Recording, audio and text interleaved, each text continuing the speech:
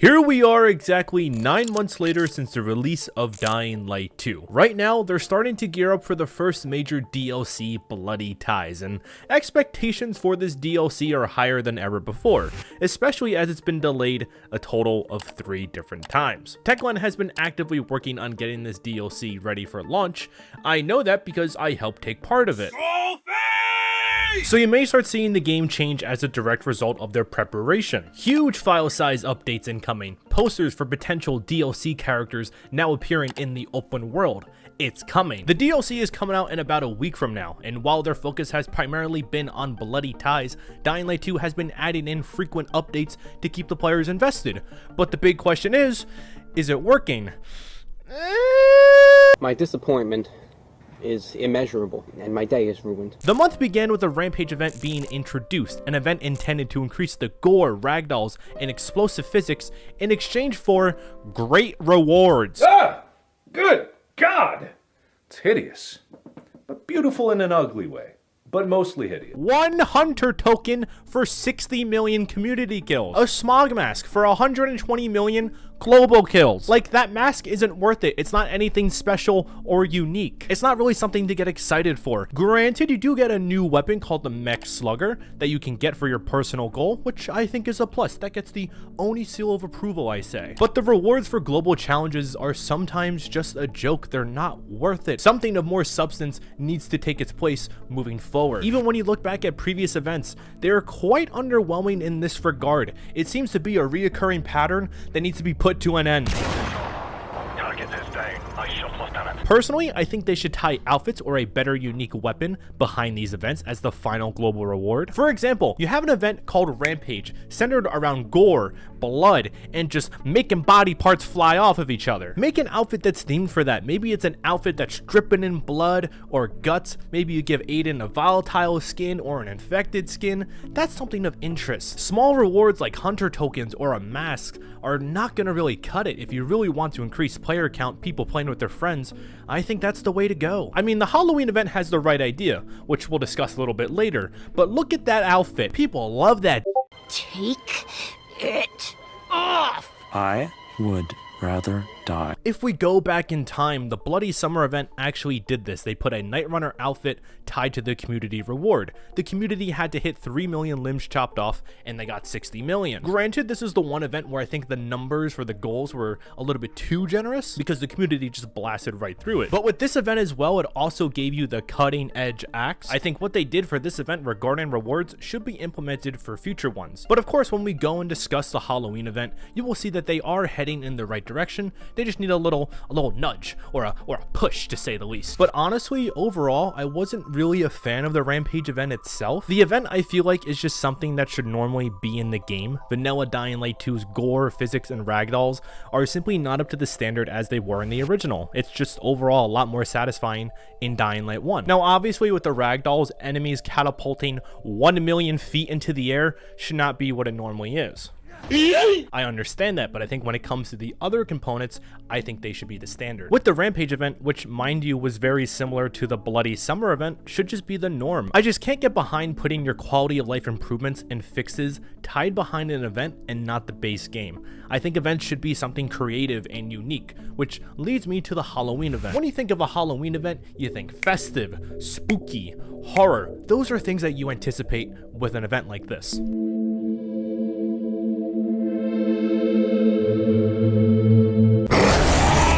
And while the event just wrapped up, pumpkin volatiles were added into the game, a new NPC Baka was added in, we now have this awesome clown outfit, which I must praise Techland for these outfits. These outfits just seem to be getting better and better each time they add one into the game. One thing I will mention, especially as more outfits and cosmetics are coming out, there should be a proper transmog system or even cosmetic slots added into the game. And honestly, to take it one step further, you should be allowed to mix and match the different outfits as you please. This This would go ahead and increase player customization and also make it so that there's not 1,000 Aiden clowns just running around Villador. But the Halloween event is just pure fun and everything I expect from a Dying Light 2 event. Seasonal activities where they just have fun is the way to do it. The previous events, they kind of come off as lazy. I'm sorry to say, but it's really hard to get excited for the Long Nights event where they increase special infected spawn rates. That's another example of quality of life improvements being put into events and not the base game.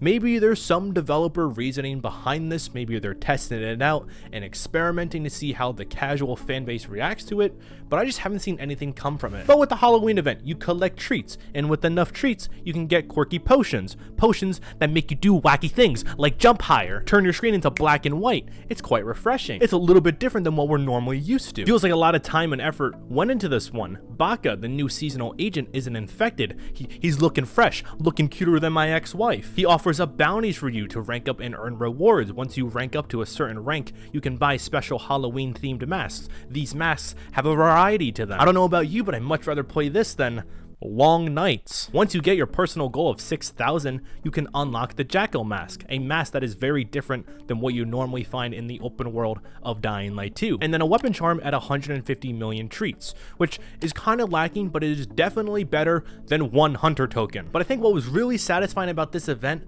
was that Dying Laugh outfit, which, like we said earlier, blows all the other outfits out of the water. Gran, Scran, get out of here, you moochers! That's right, keep moving! You know what? Yeah. Except you stay. Like, I am just speechless about the creativity here. This is awesome. This is what I want to see. I want to see more like this. They also introduced the Rise's Commando outfit as well, and I have no gripes at all with what they're doing. Keep doing this. This is awesome. A+ to you. That's a solid double, right? Keep that shit up, all right? I was overall pretty satisfied with the Halloween event as a single player experience. If you played the event, you may have noticed that a lot of the bounties were very much co-op focused, which I think is fine. I have no issue at all with that. Except for one thing. Co-op is now broken again. Can you just press F on the bed? I can't even reach it from here. Please. Save me. Oh my god, why did they get teleported down to the bottom there? He fell into the map! He fell into the map! What's wrong with this game? Honestly, when it comes specifically to the co-op, it's just exhausting and disappointing. I don't really have any more words to say. It's like this cycle of 2 steps forward, 1 step back. You get this really cool outfits, you get this awesome event, but if you play with your friends, you might fall through the map. He fell into the map! It's 9 months later, and this is just a taste of some of the issues that players are running into. I've seen ton more issues occurring after this update event. I blue screened once, people's computers are crashing, and there's so much more. I just hope they iron out all the co-op bugs and issues before Bloody Ties comes out, which may be a very ambitious statement as it comes out in about a week from now. What's also interesting, or maybe compelling is the right word, I'm not exactly sure how to phrase this, but each update I check reviews for this game, whether it's on Steam, Metacritic, and there's just a lot of people experiencing issues like this. I don't know how much more I can talk about fixes and improvements. It's really just out of our hands. I can only offer up so much criticism about core gameplay and day-to-day activities. When it comes to fixes and improvements, that's just kind of expected nowadays. Your game should be working. Oh, no.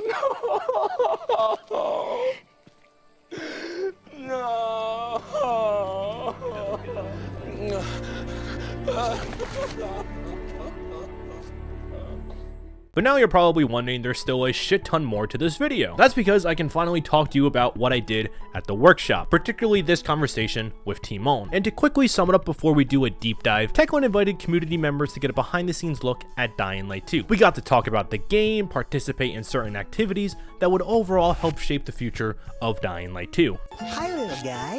Did you and your friends have fun? Twist his dick! Twist his dick! Twist his dick! Twist his dick! If you want to see more about that trip, go click this video at the top corner. But now we need to talk secrets. But before we dive into it, let's get a quick message from our sponsor. It is now the holiday season, and as you can tell, I'm very much in the holiday spirit. You can even hear the Christmas music in the background. I'm very excited. As we inch closer and closer to the holidays, it is now time to start thinking about gifts, and some of the best gifts that you can give to someone is Manscaped. By heading to their website, you can use code ONI, you'll get 20% off, free shipping, and you're gonna change someone's life. I mean, look at this. This is the Lawnmower 4.0 that's part of the Platinum package. Just listen to that sound. You know what that sounds like? It sounds like the skin-safe technology that's gonna be used to protect you when you use this here gadget. You see, getting the Platinum package 4.0 is like a gift in itself. You get some deodorant, you also get toner, and then you also get the Weed Whacker, which is good for your nose and ear too. All of those products will make your skin feel hydrated and fully refreshed. They're also vegan too. Honestly, in all seriousness, these are some of the best male grooming products on the market right now. I highly recommend them. I've been using them for the past 6 to 8 months, so I'm a full supporter of them. So please, if you can, get a gift for yourself or someone else. Head to manscaped.com, use code ONI for 20% off and free shipping. Let's get back to it now. Now, TechOne invited myself and a few other members of the Dying Light community down to Poland to essentially talk about the future of Dying Light 2, and also gain a better understanding of its current situation. A part of this workshop, we had a long sit-down session with Timon Smektala, the now franchise director for the game. So me, Aussie, Kiwi, Noviex, Backboard Films, Command Sergeant Major, we were all invited out there, alongside a few others too. But now, I want you to step into my classroom. Take a seat. Me and my assistant are here today to talk to you about Dying Light 2. We got to learn a little bit more about their priorities, how they go about taking on tasks and requests. And essentially, it's broken down into 3 different sections, starting from fixes and improvements to community requests, then to extras right there. And fixes and improvements is pretty obvious, ranging from mission halts to double time to falling through the map. Obviously, they want a game that is working properly for everyone, so that's going to be top priority no matter what. Community requests are now up next, and a majority of these are found on Timon being on Twitter, the Discord, the Reddit, watching his favorite YouTuber, OniZombies. Ah! Woo!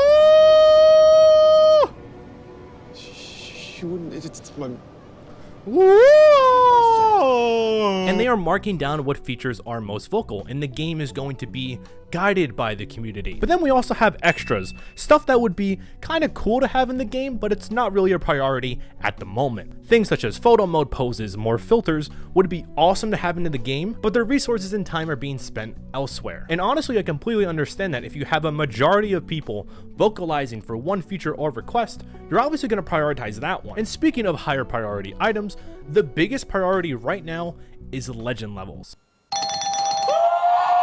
Legend levels were a form of player progression, giving everyone another opportunity to consistently level up in the original. And as you progress through the levels, earn XP, you would gain a skill point that you could use to unlock more skills. These skills included, but were not limited to, increasing your damage, stamina, health, and damage resistance. There was also a total of 250 levels, and every 25th rank you would earn a new outfit, totaling up to 10 different outfits. This feature from the original is top priority at the moment. And side note, to really stress this, we don't know when these are coming. This is just to go and really get a showcase on what the future has for Dying Light 2. Of course, as time goes on, priorities could shift and this may change. But moving forward, we also talked about nighttime and repeating activities. In some of my previous videos, I talked about how I would love to see open world activities being able to be repeated, such as GRE anomalies, bandit camps, and much more. My suggestion was that players would have the option to reset certain activities for more replayability, which could lead to potentially higher rewards and more XP. Timon stated that they plan to implement this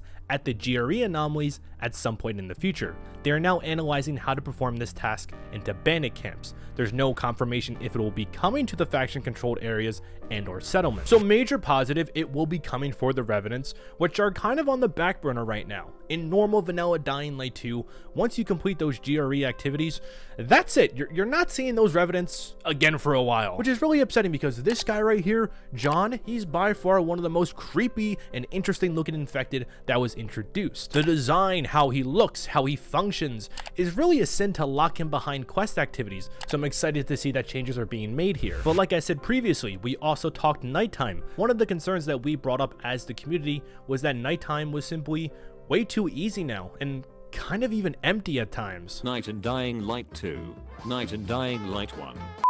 Part of the charm of the original was those eerie and creepy nighttime sequences, how that feeling of dread and desperation was very apparent, and it's kind of just missing from the sequel. We purposely brought up how it just felt easier, that horror aspect was missing, and it just felt meh, especially when comparing the current state of the game to when we played it back at that content creator preview event in November. Banshees were in early level chases, but if you look at it now, they're nowhere to be found, and Team ON accepted the feedback, and the team will be investigating Banshees and chases and the nighttime as a whole. But this conversation led us to talk more about difficulty. AussieGG brought up how it felt that the difficulties didn't offer up much difference between the three. Aside from changes to shop costs, increased enemy health, less damage resistance, there was no in-depth mechanical changes to these difficulties. We said how we want to see changes. We want to see that Nightrunner difficulty that we were promised so long ago. We want to see changes to the population, core changes to fundamental gameplay when it comes to these difficulties. And after further discussion, a Nightrunner difficulty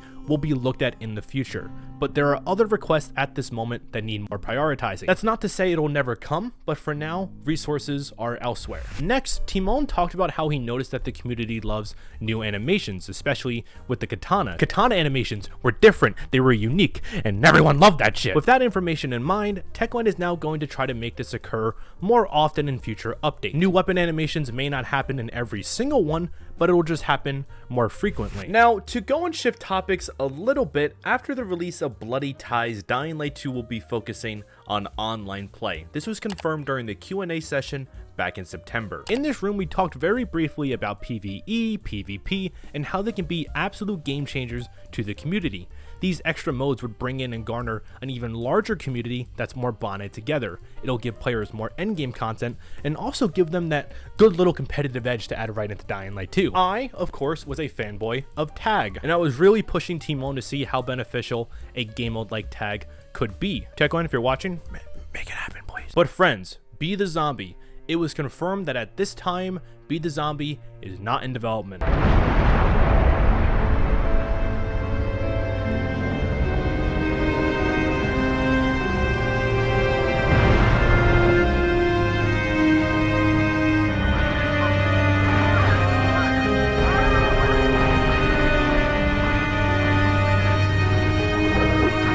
Other future online modes were not rolled out entirely, but when it comes to BTZ, it will not be happening anytime soon. That's the info that I was given. And now we're gonna put on my thinking Actually, scratch that. We're going to put on my thinking mask. This is me kind of speculating, but it makes complete sense. BTZ was developed by a completely separate company that was not Techland. That company has since moved on and is now working under the helm of CDPR for Cyberpunk, I believe. So overall, it kind of makes sense why a BTZ mode is not in development. Go ahead, press F to pay respects. Well, I guess now it's press L2 to de-escalate. But moving forward, the train keeps on pushing forward. I was able to get a little bit of information about the modding community, developer tools, and all that jazz. Essentially, Techland wants to be working hand in hand together, making it easy for modders to have an easy time with implementation, especially when it comes to the console. He said that, of course, if they're able to get mods onto the consoles, it will go through a very thorough review that needs to be approved by numerous parties before publishing. That to me isn't that big of a surprise when it comes to other games from mods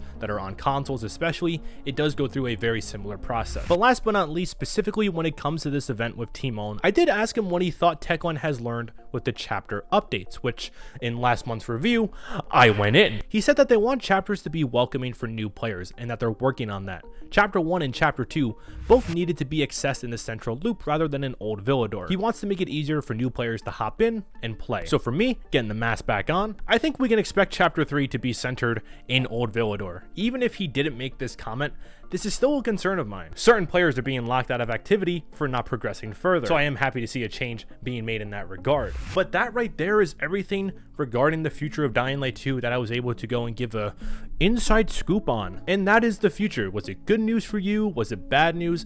Obviously, there's a whole list of things that I would love to talk to you about. There's a lot of stuff in that list that I'm really excited for. But are you excited for the future? Are you excited for Bloody Ties that's releasing in a week from now? What's on your mind? A very recent poll on my channel indicated that nearly 67% of you are excited and 33% are not. I see this reoccurring theme that people are excited for the DLC, but keeping expectations low. They're excited for the new rewards, the story to continue on, but many are worried about how much replayability this has to offer. Some of you stated that the core game still has so many problems, and as you're watching this video, I think you can tell that I very much agree with you. For me, I think my biggest worry is the bugs and glitches. We discussed this heavily in last month's review, but every single update just seems to break the game a little bit more. The Halloween update this time broke co-op completely for a lot of people, and they still can't play together right now. So I really do have my doubts when it comes to this DLC, especially in that regard. They are taking the time to polish it up and fix up a lot of the issues, so let's hope Techland actually delivers on that end. But as always, you know how this goes. Every single month we invite Dying Light creators onto this channel to discuss their thoughts and opinions. This month we have Jesusalme discussing their thoughts and concerns about bloody ties. Take it away. Hello Dying Light community. The first thing I want to do is thank OniZombies for this opportunity. It feels real amazing to be able to express myself in a different way. I'll be brief and completely honest this time about my thoughts on the upcoming first story DLC for Dying Light 2, Bloody Ties. I understand that many right now are impatient to get into the arena and fight to the death for the jackpot, and I respect that.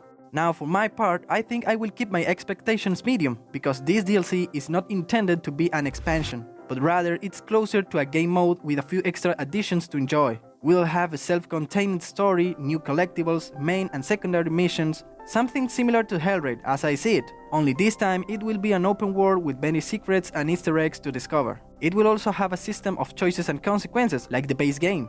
I think this is a great opportunity for Techland to attract a new audience, while bringing back those players who left the title a long time ago. Now let's keep the things clear. This DLC had 3 delays since its announcement, and I'm not gonna lie to you people, that worries me a little. I hope everything will work out in the end, seriously. I want the best for the players and I trust Techland. But from my own experience, I will say that I prefer to wait and see the result before betting on this content. My main concerns about this DLC are specifically 2. Number 1, a solid story, regardless of the length. I'd like to see something that hooks me and makes me want to know what happens next. If I don't get that, sooner rather than later I'll stop playing. Number 2, charismatic and unique characters, no gender personalities. I want characters with whom I can empathize, feel identified. Ultimately, I want more memorable characters in this franchise. Skullface already managed to catch my attention, as did Astrid, but that feeling must be maintained until the end. If Techland achieves that, for me it's a win. Nothing more to say but my best wishes for Dying Light 2. And hopefully, Bloody Ties won't let us down. And Jesusalme is right. This is Dying Light 2's biggest moment to help bring back as many players as possible. Players that played the game, ditched it, and moved on. Is Dying Light 2 Bloody Ties going to be enough content for them to return? We'll have to wait and see. It comes out in about a week from now, and we'll know sooner rather than later. But to go ahead and finish this video off, we also have Respawed Gentleman joining us today to give us his thoughts. Take it away. I'm definitely excited about Bloody Ties coming out. With the addition of more weapons, outfits, gear, and secrets to find, it feels like there'll be tons of content to keep people playing. Not to mention all the side activities like Freaks of Nature and the different arena types you'll be able to go through as well. My biggest concern though is that maybe the amount of content will be less than promised and extremely repetitive with rewards that are not worthwhile. This has seemingly been the staple for the content updates from Techland so far, and it may not change anytime soon, unfortunately. So friends, Bloody Ties, are you excited? Do you like what you see? Let me know down below. Be happy to read it. And there we have it. That is the end of today's video. If you want to see more about that trip, go click this video at the top corner. Anything you can to help that video out.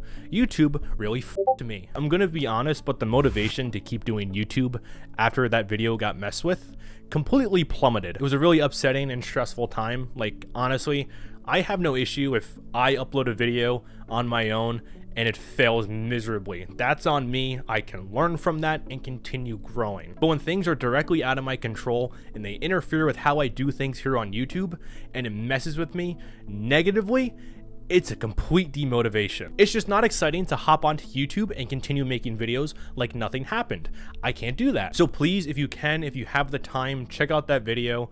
Do what you can. If you want to put it on in the background while you do some chores, I would really appreciate that. Any help at all would go a long way. That video is also just an amazing showcase to see how far this channel has come in the past 2 years, and I'm forever grateful for every single one of you.